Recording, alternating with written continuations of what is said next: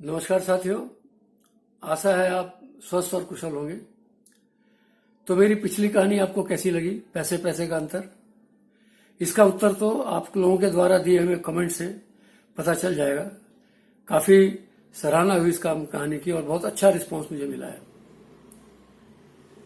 यदि आपने ये कहानी नहीं देखी हो, मेरी पिछली कहानी, तो आप उसे अवश्य देखिए और उसका आनंद उठाइए। और यदि आप उसे पसंद करते हैं तो लाइक कीजिए, कमेंट्स भी दीजिए, अपने दोस्तों के साथ शेयर भी कीजिए। और यदि मेरे चैनल पर नए हैं तो मेरे चैनल को सब्सक्राइब भी कीजिए, ताकि आपको ये मेरी द्वारा लिखी हुई कहानियों आपको बराबर मिलती रहे। ये जो कथा मैं अब दे रहा हूं आपको, ये एक व्यंग कहानी है, व्यंग कथा है, जो मेरे द्वारा भोगे हुए अनुभवों और अन्य लोगों के द्वारा सुनाए गए उनके अनुभवों के आधार पर आधारित है।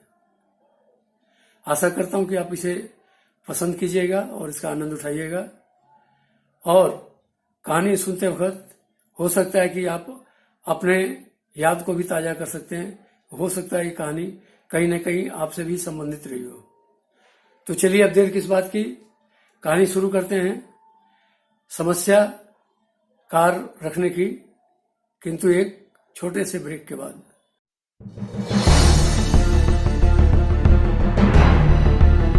5 साल के बाद इस कंपनी में मेरी पहली पदोन्नति हुई थी और अब मैं अपनी कंपनी में प्रबंधक यानी मैनेजर के पद पर आसीन हुआ था।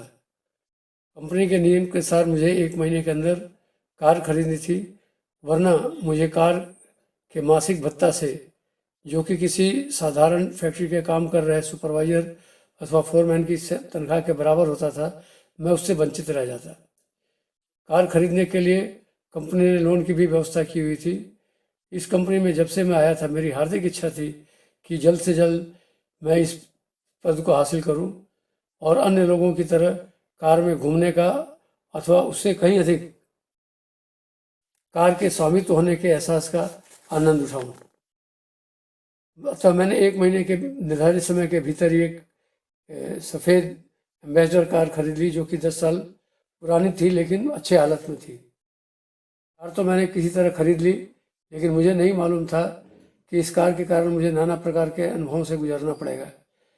वैसे इन वस्तुओं का, इन अनुभवों का एक अपना ही लाभ होता है।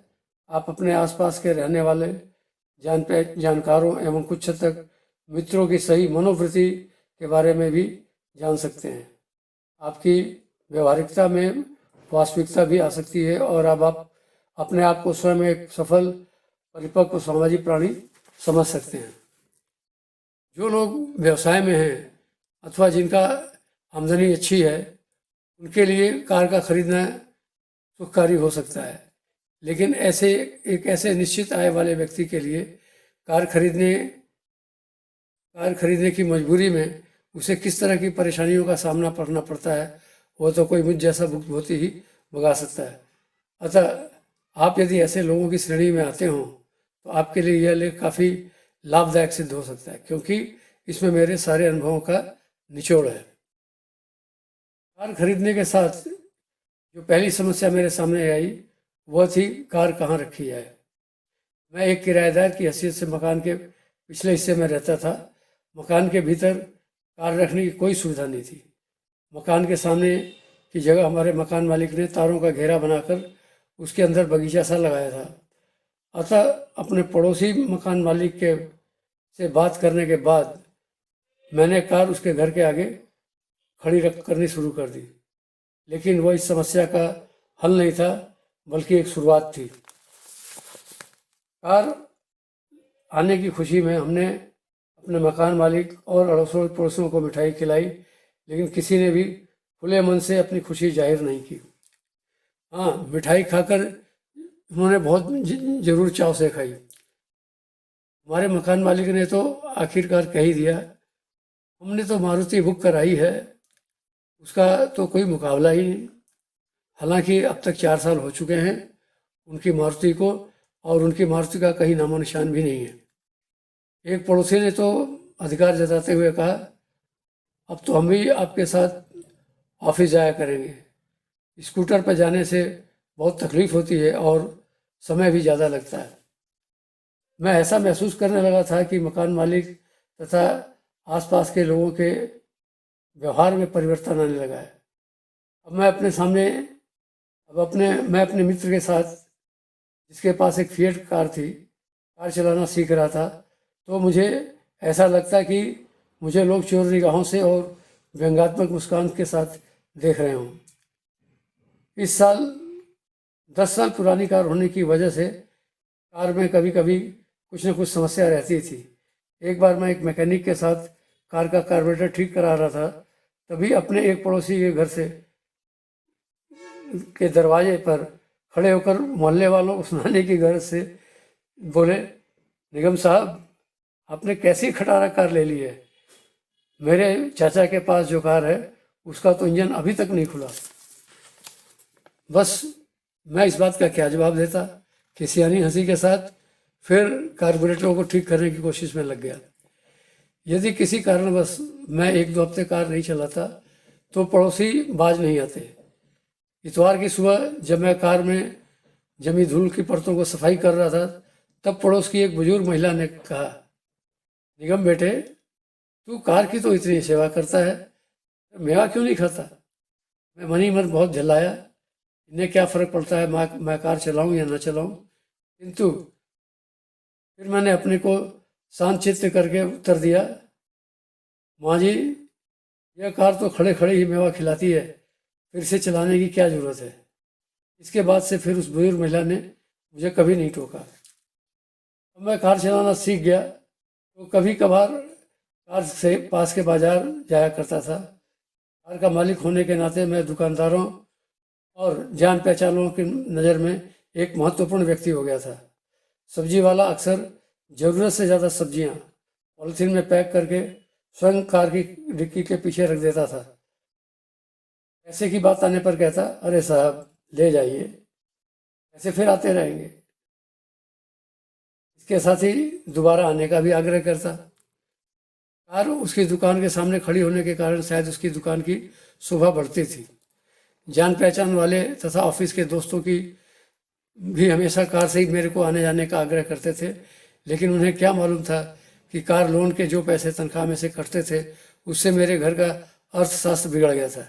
ठीक उसी तरह जैसे लोन लेकर मकान बनाने वाले की हालत होती है। वह यदि मकान किराए पर न दे तो गुजारा मुश्किल हो जाए।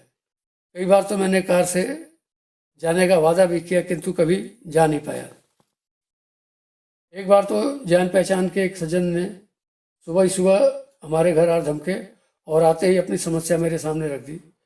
निगम साहब, आपकी कार आज 2 दिन के लिए चाहिए। मेरे कुछ पुराने बॉस आ रहे हैं, उनको मैं लेने जा रहा हूँ। मुझे मन ही मन बहुत क्रोध आया। वह कार ऐसे मांग रहे थे जैसे कोई स्कूटर मांगता हो। इससे पहले भी मैं एक बार अन्य सज्जन को मैंने कार दे दी थी और जब उन्होंने कार लौटाई तो उसका डायनामो काम नहीं कर रहा था।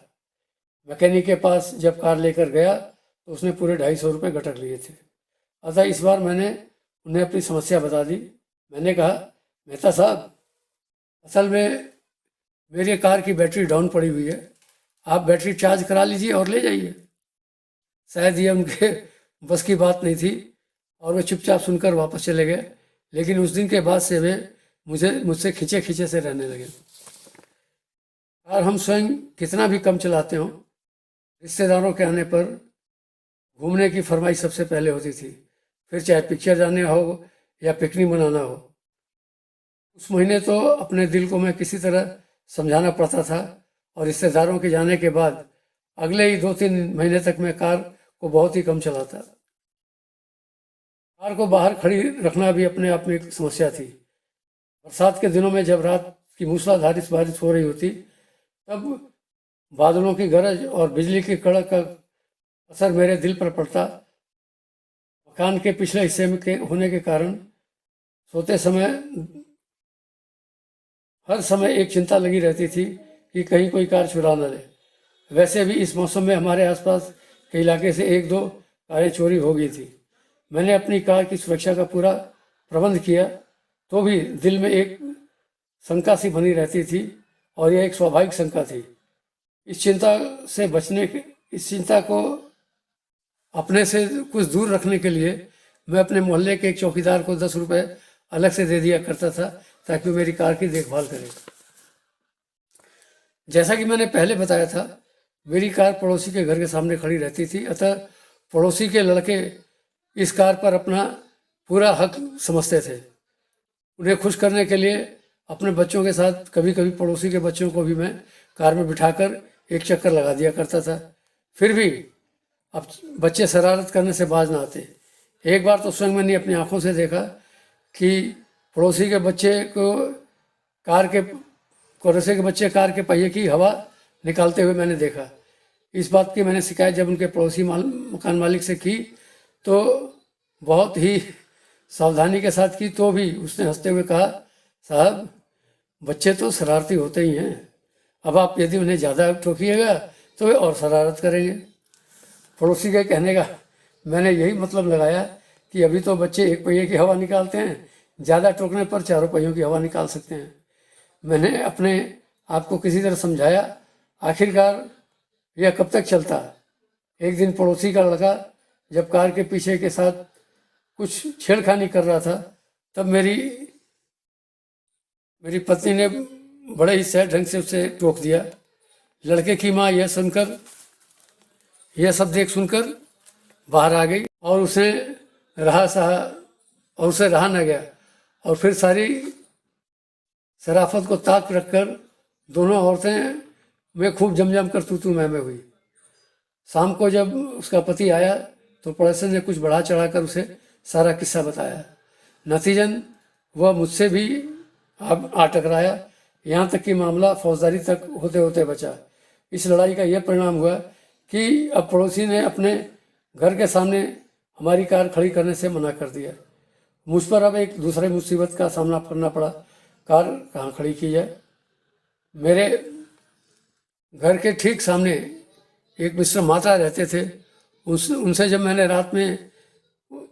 मैंने बात की तो उन्होंने साफ साफ कह दिया, निगम साहब आजकल इनकम टैक्स वाले बहुत कुछ घूम रहे हैं और मैं ऐसे में कार अपने घर के सामने खड़ा रखना मुनासिब नहीं समझता।